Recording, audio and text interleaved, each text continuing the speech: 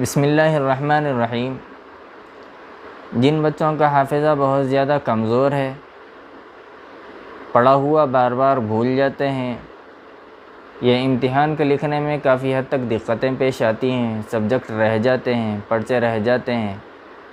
بھول کی وجہ سے بار بار فیل ہو جاتے ہیں،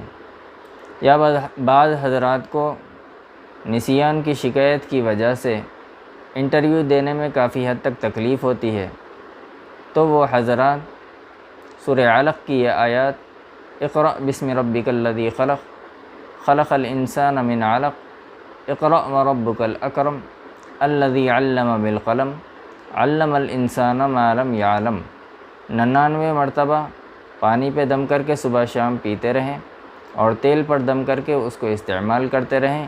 انشاءاللہ پھر آپ اپنے حافظے کا خود کمال دیکھیں، بہت فائدہ ہوگا۔